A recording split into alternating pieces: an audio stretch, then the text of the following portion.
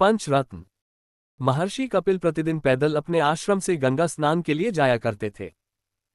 मार्ग में एक छोटा सा गांव पड़ता था, जहां पर कई किसान परिवार रहा करते थे। जिस मार्ग से महर्षि गंगा स्नान के लिए जाया करते थे, उसी मार्ग में एक विधवा ब्राह्मणी की कुटिया भी पड़ती थी।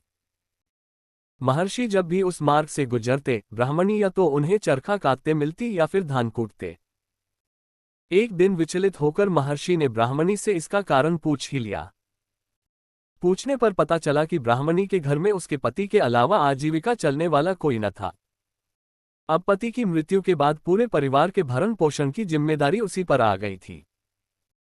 कपिल मुनि को ब्राह्मणी की इस अवस्था पर दया आ गई और उन्होंने ब्राह्मणी के पास जाकर कहा, भद्रे, मैं पास ही के आश्रम का कुलपति कपिल हूं। मेरे कई शिष्य राज परिवारों से हैं। अगर तुम चाहो तो मैं तुम्हारी आजीविका की स्थायी व्यवस्था करवा सकता हूं। मुझसे तुम्हारी यह असहाय अवस्था देखी नहीं जाती। ब्राह्मणी ने हाथ जोड़कर महर्षि का आभार व्यक्त किया और कहा, मुनिव, आपकी इस दयालुता के लिए मैं आपकी आभारी हूं, लेकिन आपने मुझे पहचानने में थोड़ी भूल की है। ना तो मैं असहाय हूं और ना ही निर्धन। आपने शायद देखा नहीं, मेरे पास 5 ऐसे रत्न हैं जिनसे अगर मैं चाहूं तो खुद राजा जैसा जीवन यापन कर सकती हूं।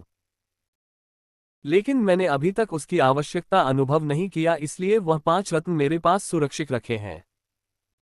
कपिल मुनि विधवा ब्राह्मणी की बात सुनकर आश्चर्यचकित हुए और उन्होंने कहा, भद्रे, अगर आप अनुचित न समझे तो आपके वे 5 बहुमूल्य रत्न मुझे भी दिखाएं। देखूं तो आपके पास कैसे बहुमूल्य रत्न हैं। ब्राह्मणी ने आसन बिछा दिया और कहा, मुनिवा, आप थोड़ी देर बैठे, मैं अभी आपको मेरे रत्न दिखाती हूं। इतना कहकर ब्राह्मणी फिर से चरखा काटने लगी। थोड़ी देर में ब्राह्मणी के 5 पुत्र विद्यालय से लौटकर आए।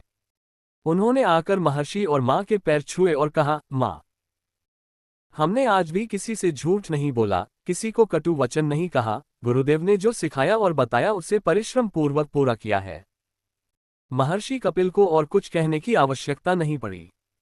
उन्होंने ब्राह्मणी को प्रणाम कर कहा, भद्रे, वाकई में तुम्हारे पास अति बहुमूल्य रत्न है। ऐसे अनुशासित बच्चे जिस घर में हो, जिस देश में हो, उसे चिंता करने की आवश्यकता ही नहीं है।